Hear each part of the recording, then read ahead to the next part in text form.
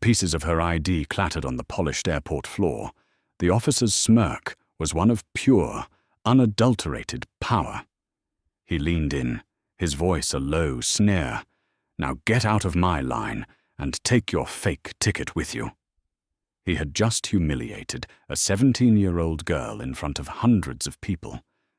What he didn't know, what he couldn't possibly know, was that the name he had just snapped in half, Amara Vance, was the same name on the employment contract of every single person in that terminal, including his own. The girl he just dismissed wasn't just a passenger. She was the daughter of the man who owned the airline. The air in John F. Kennedy International Airport's Terminal 8 was a familiar symphony of chaos. It was a Tuesday in late October, the kind of grey, nondescript afternoon that made travel feel less like an adventure and more like an obligation. The terminal thrummed with the frantic energy of delayed connections, the squeal of luggage wheels, and the constant, monotone drone of boarding announcements. Amara Vance, 17 years old, was an island of calm in this sea of anxiety. She sat near gate B24, her legs crossed, one worn sneaker tapping a silent rhythm on the floor.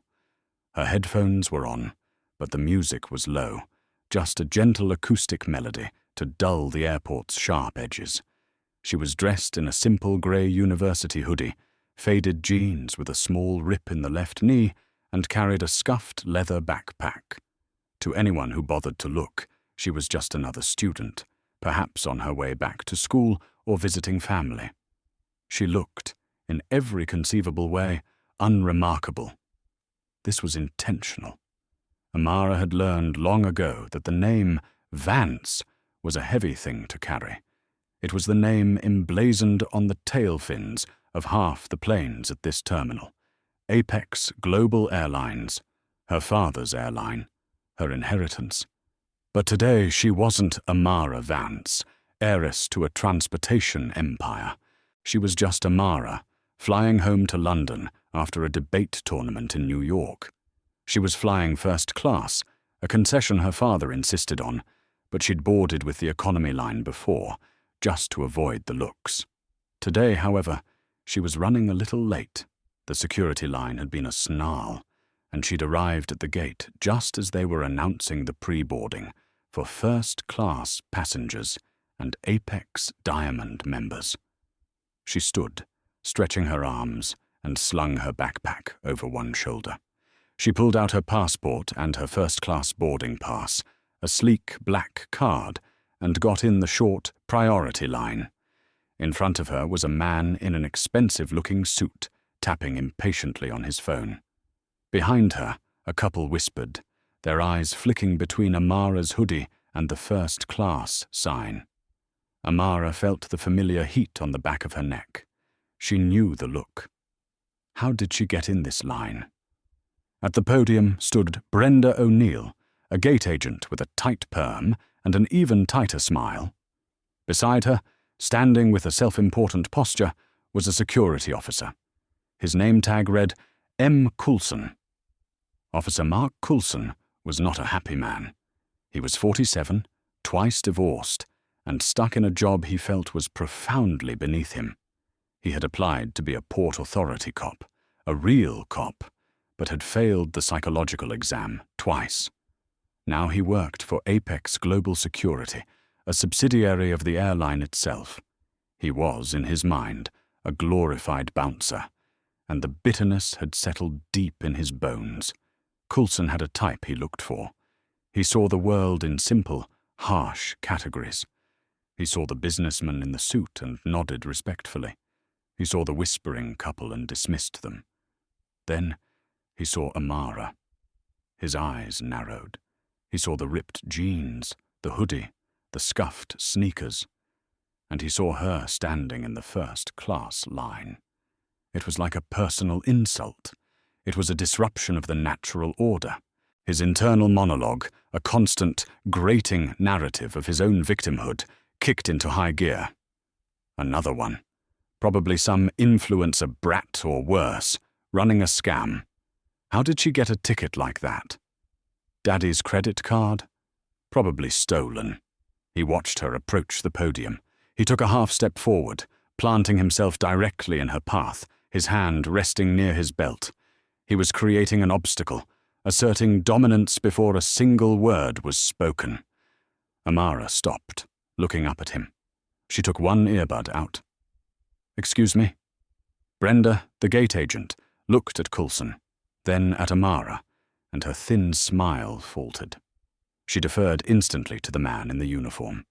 "Boarding pass and ID," Coulson said. His voice wasn't a request, it was a bark. Amara blinked, slightly taken aback by the hostility. "Oh, okay." She handed him her black boarding pass and her dark blue United States passport. Coulson snatched them from her hand. He opened the passport, his eyes flicking from the photo to her face, then back again. He looked at the boarding pass. Amara Vance, seat 1A. He scoffed, a small, ugly sound. Seat 1A. He held the passport up to the light, as if expecting to find a watermark that wasn't there. He ran his thumb over her photo, a new one, taken just 6 months ago. "This photo doesn't look like you," he stated. It wasn't a question. It was an accusation. Amara felt a knot tighten in her stomach.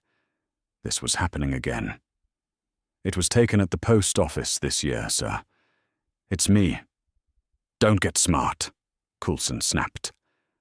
The businessman in front, now finished boarding, looked back, annoyed at the delay. The line behind her was growing. "Where did you get this ticket?"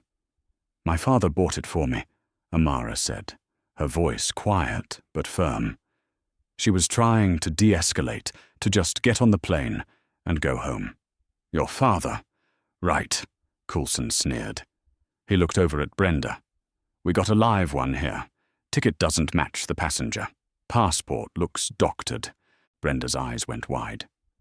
"Oh, well, officer, do what you need to do." "Sir, it's not doctored," Amara insisted, her embarrassment turning to a slow, burning anger. "You can scan the passport. You can scan the ticket. They're both valid. My flight is boarding."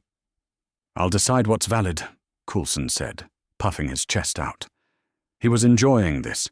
He was the center of attention, the one with the power. He was protecting the integrity of the airline. He was important. "How does someone like you, dressed like you, end up in seat 1A? You tell me that."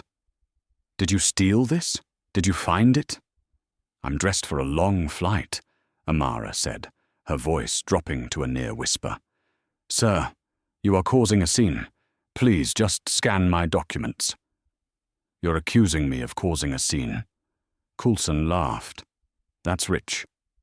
He tapped the passport against his hand. "This is what I think. I think this passport is a high-quality fake. And I think this ticket was purchased with a stolen credit card." "That's a very serious accusation, sir," Amara said, her voice becoming cold. "It is," Coulson agreed, his smile widening. "And I take it very seriously." He was cornering her. He loved this part. He loved watching them squirm, watching the entitlement drain from their faces, replaced by fear. He held the passport out. "You got any other ID? Something to back this up? A driver's license? A state ID?" Amara's blood ran cold. He was toying with her, but she had no choice. She reached into her backpack, into a side pocket, and pulled out her wallet. She opened it, showing her New York state ID, nestled in the clear plastic sleeve. "Here, it has the same name. Amara Vance." Coulson's eyes lit up. He'd found his next move. The air at gate B24 had grown thick and heavy. The line for first class had stopped completely, and now even the economy passengers in the adjacent line were pausing to watch the unfolding drama. The whispers that had been subtle before were now open, audible. "What's going on? He thinks her ID is fake. Look at her. She doesn't look like she belongs in first class." Amara heard every word. Each one was a small pinprick to her pride. She kept her eyes locked on Officer Coulson, refusing to give the crowd the satisfaction of her shame. "Take it out," Coulson commanded, gesturing to her wallet. Amara's hands were steady as she slid the plastic card from its sleeve. She held it out to him, her gaze unwavering. "Here it is. Amara Vance. The address matches the one on file for the ticket." Coulson snatched the ID. He held it up, centimeters from his face, comparing it to the passport photo. They were, of course, identical.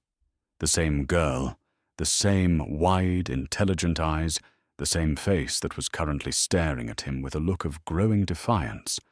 This angered him. She wasn't cowering. She wasn't crying or begging. She was challenging him. "So, you've got 2 pieces of fake ID, he declared, his voice rising, playing to the crowd. "Impressive. Must have cost you a lot. But you didn't count on real security, did you?" "Sir, they are not fake," Amara said, her voice dangerously level.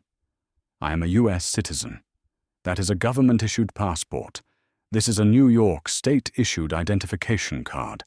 You are delaying my flight, and you are making false accusations." "False accusations?" Coulson laughed, a harsh, barking sound. He turned to Brenda, the gate agent, who was wringing her hands. "Did you hear that, Brenda? She's accusing me now. This one's got a mouth on her." Brenda forced a nervous smile. "Officer, maybe you should just scan it? The system would know." Coulson's head snapped toward her. "Are you telling me how to do my job? I know a fake when I see one. The laminate is peeling." He dug his thumbnail under the edge of the ID card. It was, in fact, not peeling at all. It was a brand new ID, issued on her 17th birthday. "There is nothing wrong with that card," Amara said, her patience stretched to its absolute limit. "Give it back to me, and give me my passport. You can scan them right here, or you can call your supervisor." This was the ultimate offense. A 17-year-old kid in a hoodie was telling him, Mark Coulson, to call his supervisor. She was threatening his authority in front of his colleague and a gate full of passengers. The simmering bitterness in his chest erupted into a hot, white rage. He looked down at the ID in his hand. He looked at her face. He saw all his frustrations embodied in this calm, privileged-looking kid. He saw the promotion he'd been denied, the ex-wife who called him a failure, the world that had passed him by. "You want your ID?" he sneered. "Okay, here it is." He held the card between the thumbs and forefingers of both hands. "Sir, what are you doing?" Amara's voice faltered for the first time. "Don't. You can't do that." "Can't I?" An older man in the line, the businessman from before who had been watching, stepped forward. "Officer, what's the problem here? Just scan the documents. You're holding up the entire flight." Coulson shot him a venomous look.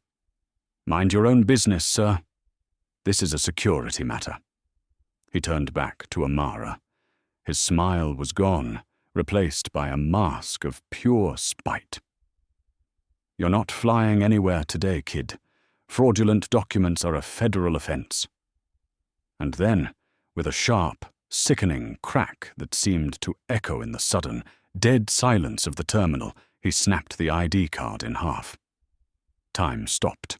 The 2 pieces of her identity clattered onto the polished grey floor at her feet. Amara stared at the broken plastic. She saw her face, split in 2. She saw the hologram of the New York seal, fractured. She looked up at Coulson. Her expression was unreadable. There was no fear. There was no sadness.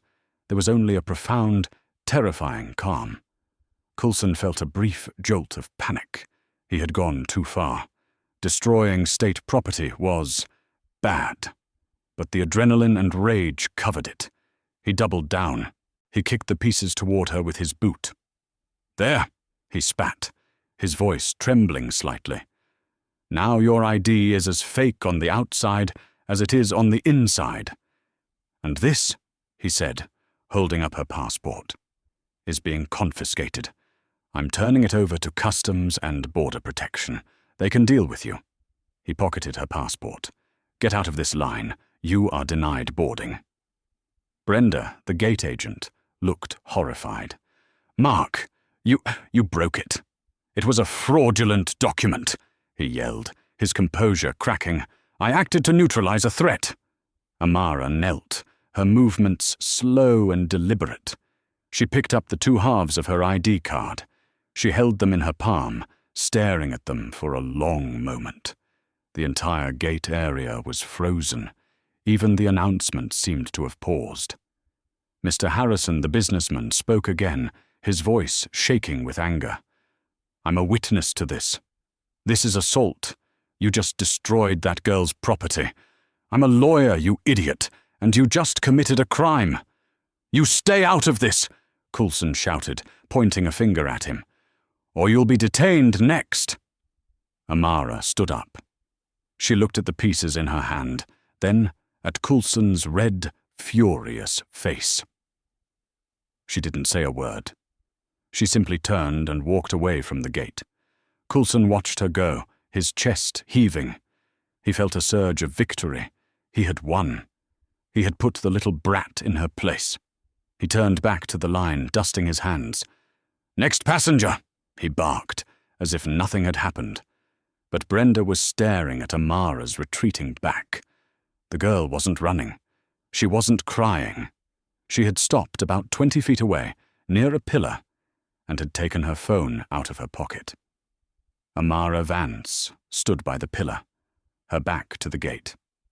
Her hands were shaking, not from fear, but from a rage so pure and cold it almost made her dizzy. She had been taught her whole life to be polite, to be humble, to de-escalate. She had been taught that her family's position was a responsibility, not a weapon. Today, for the first time in her life, she was going to use it as a weapon. She looked at the two pieces of her ID in her left hand. She held her phone in her right. She scrolled through her contacts, past Mom, past Alex, her brother, past her friends. She stopped on a name that she rarely, if ever, called during the workday. Dad. She pressed the call button. It rang once, twice. He was probably in a board meeting. He was 8 hours ahead in London, and it was late evening for him. He would be... Amara, are you on the plane? His voice was deep, warm, and instantly recognizable. Robert Vance, the founder and CEO of Apex Global Airlines, a man who had built a multi-billion-dollar empire from 2 leased 737s. Amara took a deep, shuddering breath. Hey, Dad, no, I'm going to be late. His tone shifted instantly. The fatherly warmth was replaced by the CEO's laser focus. What's wrong? Are you sick? Did you miss the flight? No, I'm at the gate. B-24. There was a problem. She could hear him moving, the sound of a chair scraping, a door closing. He was giving her his full attention. What kind of problem? A passenger? An officer, Amara said, her voice flat, emotionless. An Apex security officer. His name tag said M. Coulson. Go on. He said my passport was fake. He said my first-class ticket was suspicious because of how I was dressed. He demanded more ID. I gave him my state ID. She paused, looking at the broken card in her hand. Amara? What did he do? He snapped it in half, Dad. The silence on the other end of the phone was absolute. It stretched for 5, 10, 15 seconds. Amara could picture her father's face, the way his eyes would go cold and still, the way the muscles in his jaw would clench. When he finally spoke, his voice was so quiet it was terrifying. He what? He destroyed my state identification card. He snapped it in half. He kicked the pieces at me. And then he confiscated my passport. He said he was giving it to Customs and that I was denied boarding. Where are you right now, Amara? Exactly. I'm about 20 feet from gate B24, by a charging station. The officer, Coulson, is back at the podium.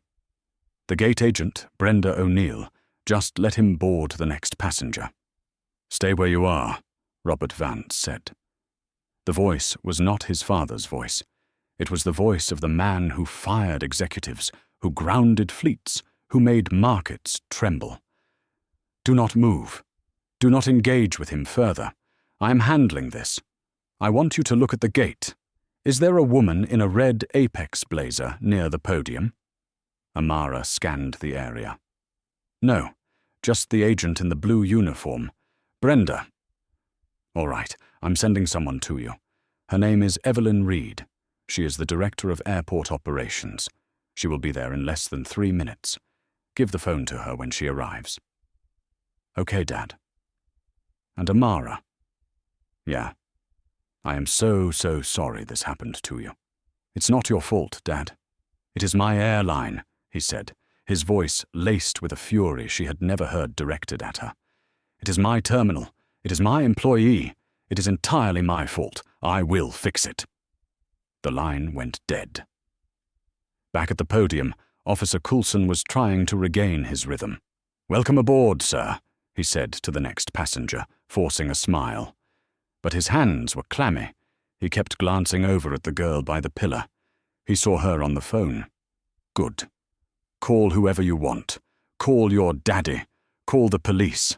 I'm the security here. I'm the authority."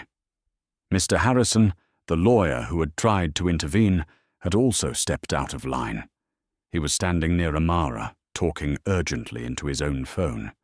"Yes, I want to file a formal complaint. An officer. Name Coulson, at gate B24. Yes, I'm a witness. He just assaulted a teenage girl. He destroyed her ID. No, I'm not boarding. I'll give a full statement. This is the most disgusting abuse of power I've ever seen." Coulson saw him. He sneered. Another entitled lawyer. They'll all learn. He didn't know. He couldn't. He had no idea that 3,500 miles away, Robert Vance had just hung up with his daughter and placed a second call.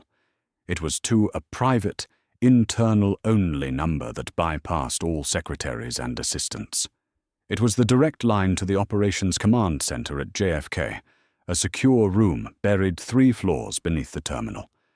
The phone on the wall rang, a flashing red light. Evelyn Reed, the Director of Airport Operations, nearly dropped her coffee. That line never rang. It was the catastrophe line. She snatched it up. "Reed. Evelyn, Robert Vance. I have a code red situation at Terminal 8. Evelyn's blood turned to ice. A code red meant an active threat, a fire, a crash. "Sir, what is it? I'm not showing any alarms. The threat is my own staff," Vance growled. "Gate B24. My daughter Amara is there. She is a 17-year-old black girl in a hoodie. An officer named Coulson just accused her of fraud, publicly humiliated her, destroyed her state ID, and confiscated her passport. You have 90 seconds. Go." The line clicked dead. Evelyn Reed didn't hesitate. She was a professional, a woman who thrived on crises. She hit a single button on her console. "Lock B24. In the security office, a supervisor saw the command. "What? Why?" "Director's order. Lock the gate doors. Remotely. Now." Evelyn was already on her radio to the Port Authority police liaison. "This is Director Reed. I need 2 PAPD supervisors at gate B24 immediately. I have a security officer, M. Coulson, who has assaulted a passenger and destroyed government property. He is to be considered hostile. I am en route." She was out of her chair and sprinting down the hallway before she even finished the sentence.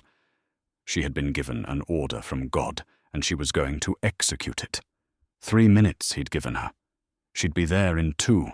The JFK Flagship Operations Center was a place of quiet, controlled panic.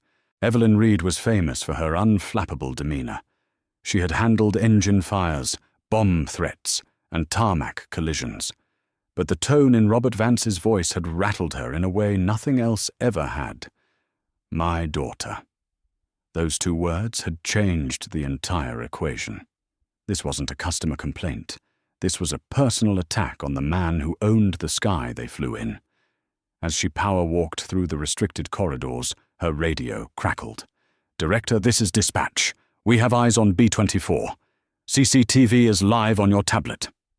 Evelyn glanced down at the iPad in her hand. The video feed, crystal clear, popped up. She saw it all. She saw the gate. She saw Coulson, looking smug and angry. She saw Brenda, looking pale and terrified. She saw the lawyer, Mr. Harrison, on his phone, gesturing wildly. And she saw Amara. She was standing by the pillar, exactly as her father had said. She was small, unassuming, and looked utterly alone. She was also, Evelyn noted, the calmest person in the entire frame. She was just watching, waiting. "Dispatch, get me audio," Evelyn commanded. "Ma'am, the gate cams don't have active audio." "I don't care. Pull the audio from the help desk intercom. Pull it from the PA system backups. I want to know what was said. I want a full transcript, 5 minutes ago until now." "Working on it, Director." She burst through the staff door onto the main concourse. Passengers milled about, oblivious. But as she got closer to B-24, the atmosphere changed. It was silent. The boarding process had completely stopped because the doors to the jet bridge had locked. A flashing red light above the agent's podium indicated "Door fault." Brenda was frantically typing at her console. "I don't understand. It's locked. The system is frozen. I can't board anyone." Coulson slammed his fist on the counter. "What is this? A system failure?" "Now." I think so," Brenda whimpered. "It is not a system failure," a new voice said, slicing through the tension. Evelyn Reed had arrived. She was a sharp, imposing woman in a perfectly tailored red blazer that denoted her senior status. Her face was set in a mask of cold professionalism. She didn't look at Coulson. She didn't look at Brenda. She walked directly, unerringly, to the girl by the pillar. The entire gate area watched. "Miss Vance," Evelyn said, her voice soft but carrying. Amara looked up, her calm eyes meeting Evelyn's. She nodded. "Are you Evelyn Reed?" "I am." Evelyn held out her hand. "Your father asked me to come and get you. Please, come with me. We have our flagship lounge for you just down the hall." Amara put her phone in her pocket. She placed the 2 broken pieces of her ID into Evelyn's outstretched palm. "He called you," she stated. "He did," Evelyn said, her fingers closing around the plastic. The tangible proof. Her eyes hardened. "I am so deeply sorry for what you just experienced." It was at this moment that Officer Coulson realized what was happening. This executive was apologizing to the girl. She was calling her Ms. Vance. A dreadful, creeping cold entered his stomach. "Ma'am," Coulson called out, striding toward them, trying to reclaim his authority. "Ma'am, that individual is being denied boarding. She is a security risk. Her documents are fraudulent. I confiscated her passport." Evelyn Reed turned. She moved so fast, her turn was a blur of red. She held up her hand, the one clutching the broken ID. "Officer Coulson," she said, her voice low and lethally sharp, "you will be silent." Coulson froze. "I am the security on site. You don't have the authority." "I am the director of this entire terminal." Evelyn cut him off, taking a step toward him.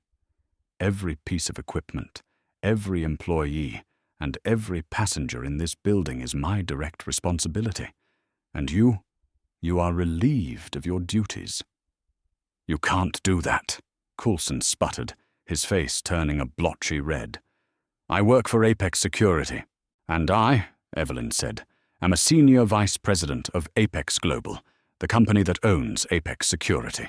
You are my employee, and as of this moment, you are suspended. Now give me the passport." I have to log it. Give me the passport." As if summoned, 2 Port Authority police supervisors, their uniforms crisp and their expressions grim, appeared behind Coulson. They did not look at Evelyn. They looked only at him. "Officer Coulson," the first supervisor said, his voice a deep baritone, "we need you to come with us. Please place your airport credentials, your badge, and the passenger's passport on the podium. Slowly." The color drained from Mark Coulson's face.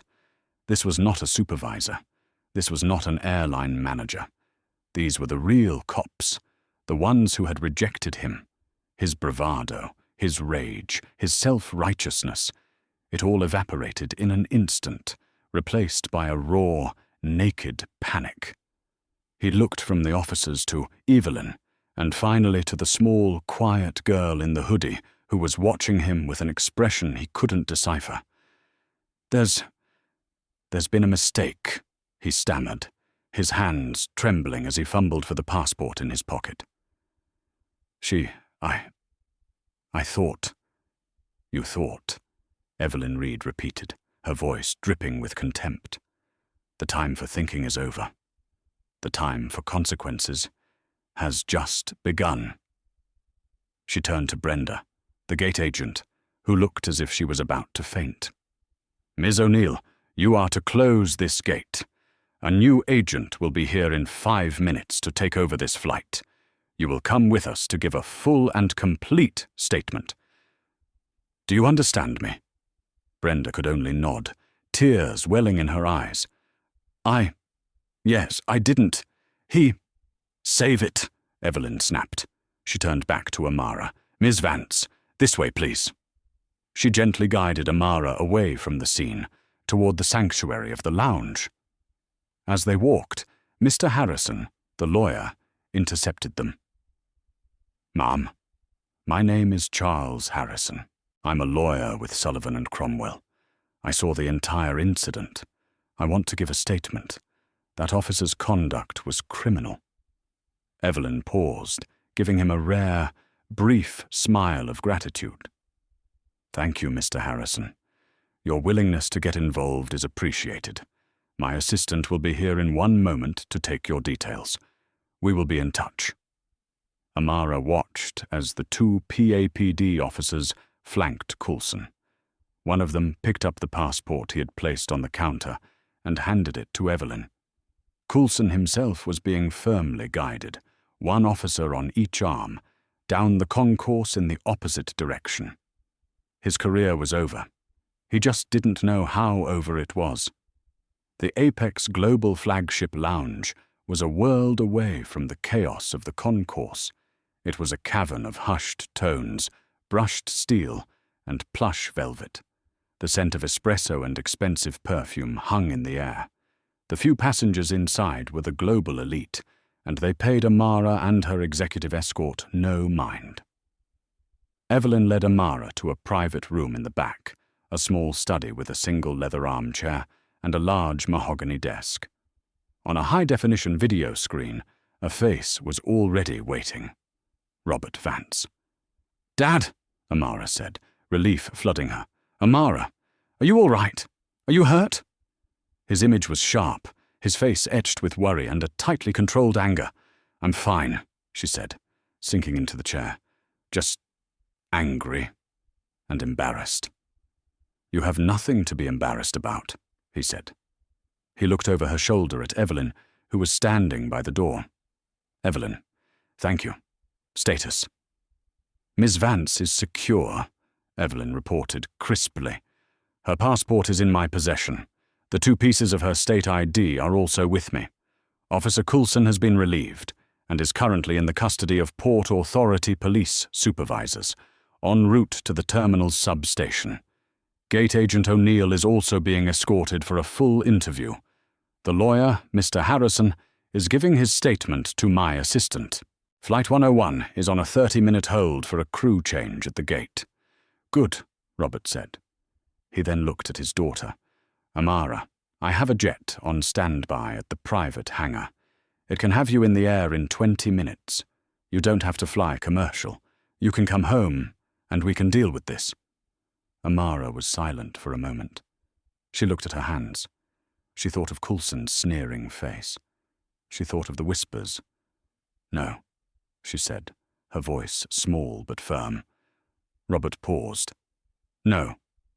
No, she repeated, looking up at the screen, her spine straightening. He told me I wasn't flying anywhere today. He told me to get out of the line. If I get on a private jet, he wins. He still kicked me out. I want to fly Flight 101. I want to walk back to that gate. I want to sit in seat 1A. A slow smile spread across Robert Vance's face. It was a smile of immense pride. That's my girl, he said. Evelyn, you heard her. Miss Vance will be on Flight 101, as ticketed. Yes, sir, Evelyn smiled. I'll make the arrangements. I'll escort her myself. No, Robert said. You have one more thing to do. I want you to go to that substation. I want you to be present for the interview. Evelyn looked confused. Sir, the police can handle. This was my employee on my property, assaulting my daughter, Robert said, his voice dropping again to that dangerous, quiet level. He did not just commit a crime against the state. He committed a crime against Apex Global. I want him to understand, in no uncertain terms, the gravity of what he has done.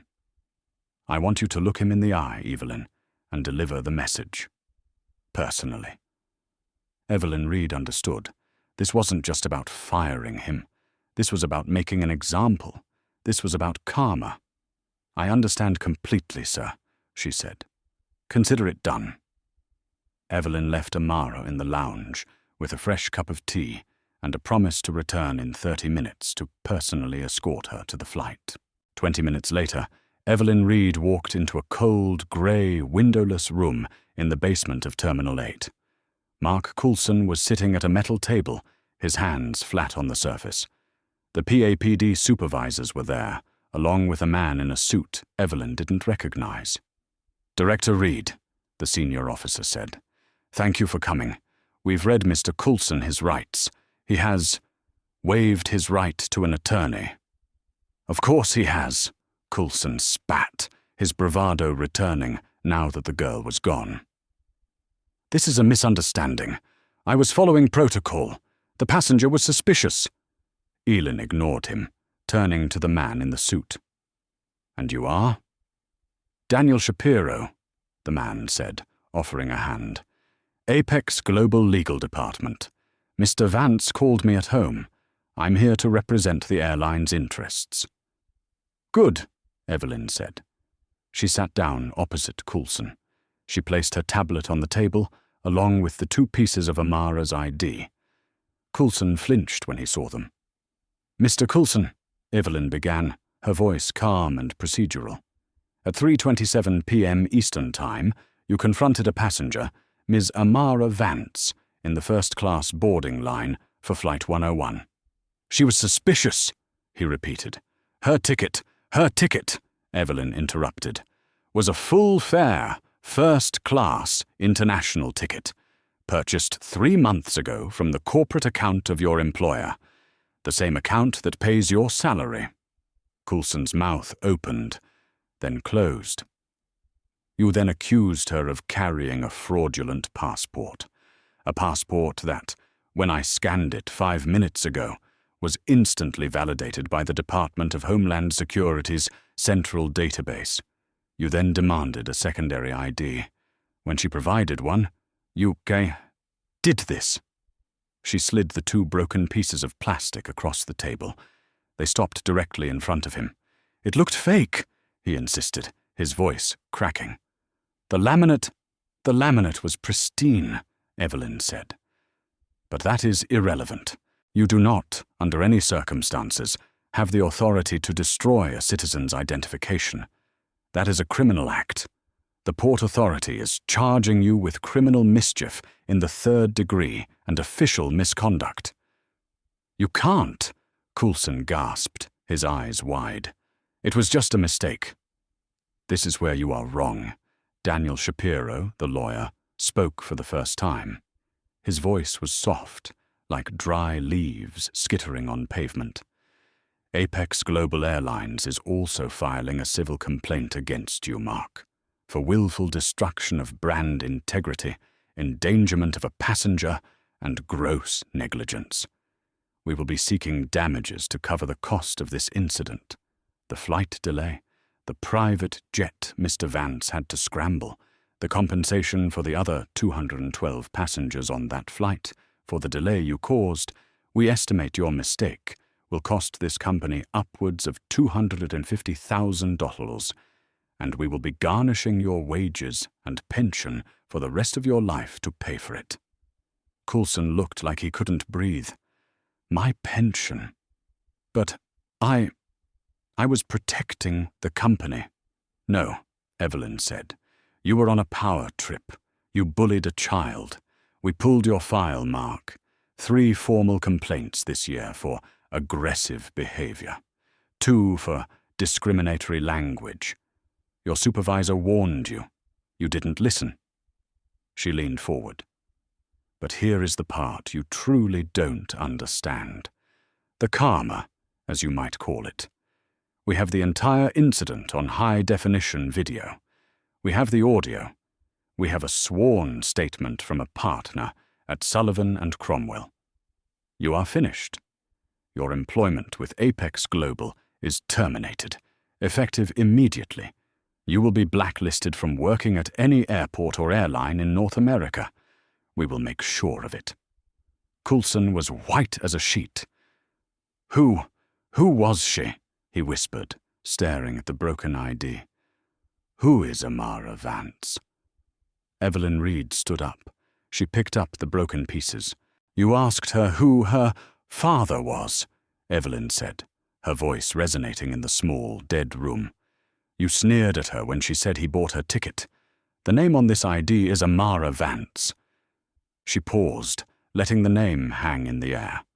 "Her father is Robert Vance, the man who owns this airline, the man who owns the plane you were protecting, the man who, until 10 minutes ago, owned you.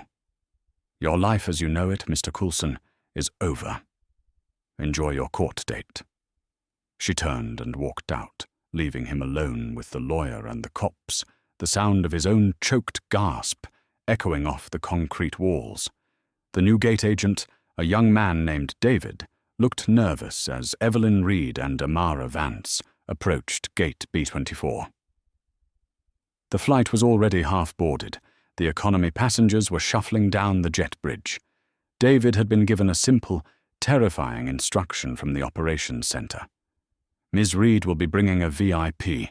Board her with 0 issues." Evelyn gave him a brief, professional nod. "David, this is Miss Vance. She'll be boarding now." "Of course, Director." "Welcome aboard, Miss Vance," David said, his hand visibly shaking as he scanned her boarding pass. The machine beeped green. "Please enjoy your flight." Amara gave him a small, kind smile. "Thank you." Evelyn turned to her. "I will be here until your plane pushes back. Your father will be waiting for you at Heathrow. He's your father. He's probably halfway to the airport already." "Thank you, Evelyn, for everything. It's my job, Miss Vance. And thank you. You reminded us of a vulnerability we clearly needed to fix." Amara nodded. She slung her backpack over her shoulder. She still had her headphones, her ripped jeans, her grey hoodie. Nothing about her had changed, and yet everything had. She turned and began the walk down the jet bridge. The first-class cabin of an Apex 777 was a quiet, luxurious space. Soft orchestral music was playing. Flight attendants in crisp uniforms were hanging coats and offering champagne. Amara stepped into the cabin. The flight attendant at the door, a woman with a warm smile, looked at her boarding pass. "Welcome, Miss Vance. You're in 1A, right this way. Can I take your backpack for you?" "No, thank you, I'll keep it," Amara said. She walked past the other passengers, a man in a tailored shirt, a woman with a diamond bracelet. They paid her no mind. She was just another passenger. She reached her seat, a private suite with its own door. She slid her backpack under the ottoman and sat down on the plush leather seat. She buckled her seatbelt. She took a deep breath. She had done it. She had faced him down. She had held her ground. And she was here. A few minutes later, just before the cabin door was closed, another passenger boarded and was shown to seat 2B, just behind Amara. It was Mr. Harrison, the lawyer. He saw her, and his face broke into a wide smile. He leaned over. "I'm glad to see you made it, young lady," he said quietly. "Me too," Amara replied, her own smile genuine. "Thank you for what you did, for speaking up." "Not at all," Mr. Harrison said. "I was just delayed. I'm glad they could get me on this flight. I have a meeting in London I really can't miss. But I would have if it meant seeing that man held accountable." "I think he's being held accountable," Amara said, thinking of Evelyn's cold, precise anger. "Good," he said, settling into his seat. "Very good. Well, enjoy your flight." "You too, sir." The flight attendant came by. "Miss Vance, a pre-departure beverage. We have champagne, orange juice. Just some water, please," Amara said. As the plane began its slow, powerful pushback from the gate, Amara looked out the window. She saw the concrete and glass of Terminal 8 sliding by. She saw another Apex plane, with her family's name on the tail, landing in the distance. She had been underestimated her whole life, judged by her skin, by her clothes, by her age. People saw a black teen in a hoodie, and they made up their minds. They saw a quiet girl and assumed she was weak. Today, Officer Mark Coulson had learned, in the hardest way possible, how wrong that assumption was. He hadn't just messed with the wrong girl. He had messed with the girl who owned the very ground he stood on. Amara Vance put her headphones on. She leaned her head back, closed her eyes, and turned up the music. She had a 7-hour flight ahead of her, and she was, finally, going home. The termination of Mark Coulson and Brenda O'Neill was not the end. It was the beginning. When Flight 101 landed at Heathrow, Robert Vance was waiting at the jet bridge. He wasn't the CEO. He was just a father. He hugged Amara so tightly she could barely breathe. "I'm so proud of you," he whispered. But when he got back to his office, the CEO returned. The very next day, an emergency, all-hands-on-deck meeting was called for every senior manager at Apex Global Airlines. The video of the incident, the raw, high-definition CCTV feed from Gate B24, was played on a loop. There was no sound, but none was needed. They watched Coulson's aggression. They watched him lean in, sneer. They watched him snap the ID. They watched him kick the pieces. The room was morgue silent. "This," Robert Vance said, his voice quiet, "is our failure. This is not the fault of one bad officer. This is a cancer in our corporate culture. We hired him, we trained him, and we failed to stop him." The fallout was immediate and systemic. First, the entire Apex Global Security subsidiary was dissolved. Every single employee, from the top brass to the part-time officers, was forced to reapply for their jobs under a new, restructured, passenger-first security division. Every applicant, including those from the old guard, had to pass a mandatory, comprehensive psychological evaluation and implicit bias training program. Over a quarter of the old staff was not rehired. Second, Daniel Shapiro, the company lawyer, personally oversaw the criminal prosecution of Mark Coulson. With the video evidence and the testimony of Charles Harrison, the lawyer, Coulson didn't stand a chance. He was found guilty of criminal mischief and official misconduct. The judge, seeing the clear evidence of racial profiling and abuse of power, sentenced him to 2 years probation, 500 hours of community service, and a permanent ban from ever working in a position of security or law enforcement again. The civil suit from Apex Global was swift, and his pension was, as promised, seized. He lost his apartment and ended up living in a relative's basement, the power he had craved reduced to absolute zero. Brenda O'Neill was terminated for her complicity. She had not intervened. She had not de-escalated. She had, by her silence, endorsed Coulson's behavior. She sued for wrongful termination and lost. But the biggest change came from Amara herself. A month after the incident, she walked into her father's office. "I want a job," she said. Robert looked up from his desk. "I thought you wanted to be a historian." "I do," she said. "But for now, I want to help you fix this." That summer, Amara Vance, under the supervision of Evelyn Reed, who had been promoted to Vice President of Global Operations, spearheaded a new undercover assessment program. Once a month, Amara and a team of other young people of diverse backgrounds, dressed in hoodies, ripped jeans, and band T-shirts, would fly on Apex flights. They would go through security, check in, board planes, and interact with staff, all while documenting their experiences. They reported on agents who were kind. They reported on flight attendants who went the extra mile, and they reported on the ones who, like Coulson, judged them on sight. Those employees were not fired. They were retrained. If they failed again, then they were fired. The culture of the airline began to shift, slowly but surely. The name Vance on a report became more feared and respected than any CEO's memo. Amara never wanted the power that came with her name. But the incident at Gate B24 had taught her a valuable lesson. Power in itself wasn't good or bad. It was a tool. A bully like Coulson used it to wound. A person like her, she realized, could use it to heal.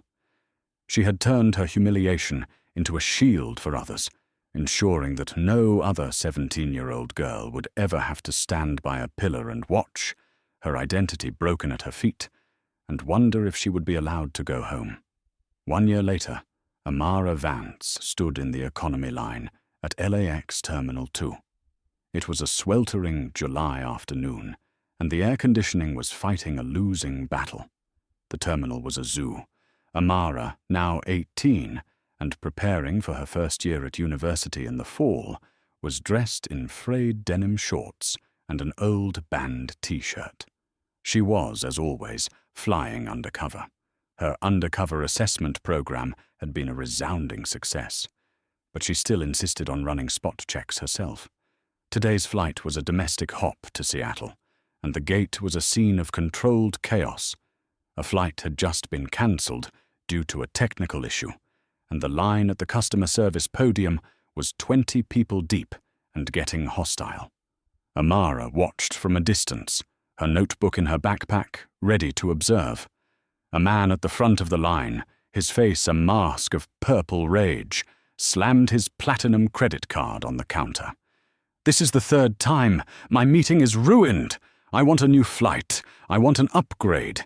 And I want a $500 travel voucher, or I swear I will have your job. Do you have any idea who I am?" Amara tensed.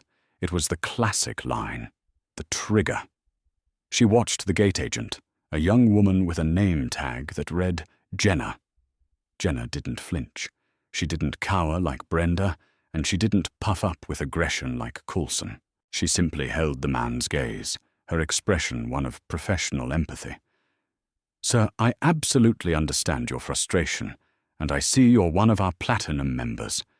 I'm going to fix this for you," Jenna said, her voice a perfect blend of calm and authority. The upgrade on the next flight is already processing. Because of your status, I'm also issuing you a hotel and meal voucher. The $500 voucher requires a supervisor's key, and I've already paged him." She didn't pass the buck. She didn't make excuses. She took ownership. The man, clearly expecting a fight, was disarmed. "Oh, well, good. Thank you," Jenna nodded. "We appreciate your loyalty, sir. Now, if you'll just step to the side, my supervisor, Mr. Chen, will be here in 1 minute with that voucher." As the man stepped away, mollified, Amara got in line. When it was her turn, Jenna turned to her. Her smile was just as warm, just as respectful, as the one she had given the important man in the suit. "Hi there, how can I help you?" "Hi, Jenna," Amara said, pulling out her phone. "I'm just checking on my seat assignment for the Seattle flight. Amara Vance." Jenna tapped at her keyboard. "Got you right here, Ms. Vance. 24B, a window seat. You're all set." She paused, then looked up. "I just have to say that's a really cool name." "Vance?" Amara smiled. "You think so?" Jenna leaned in, her voice dropping conspiratorially. "Oh yeah, we all do. We have this... It's like a legend, you know? We call it the Vance Standard." Amara's heart skipped a beat. "The Vance Standard?" "Yeah," Jenna whispered, glancing around. "The training story they tell us, about how you treat everyone, literally everyone, from the kid in the hoodie to the guy in the suit, like they could be the owner's daughter. Because one time she was. It's our #1 rule. Treat everyone like a Vance." She smiled, handing Amara a printed seat confirmation. "Anyway, have a great flight, Ms. Vance." Amara took the paper, her hand steady, but her mind reeling. She walked toward her gate, a slow, genuine smile spreading across her face. The shame she had felt at JFK, the rage, the humiliation, it was gone. It had been forged into something new. Her name wasn't a weapon. It wasn't a secret. It was a standard. And that, she realized, was the most powerful karma of all. The snap of that ID card was the sound of a small-minded man ending his own career. It was the sound of a system breaking, and the sound of a new, better one being built in its place. Amara Vance's story is a powerful reminder that the person you underestimate is often the one holding all the cards. Prejudice is a poison, and the only antidote is accountability. The karma that hit Officer Coulson wasn't magic. It was the direct, inevitable consequence of his own hatred, delivered by the very system he thought he controlled. What did you think of Coulson's karma? Was it too harsh, or was it exactly what he deserved? Let us know your thoughts in the comments below. If you believe that justice was served, hit that like button, share this story with someone who needs to hear it, and be sure to subscribe for more real-life drama where the underdog always gets the last word.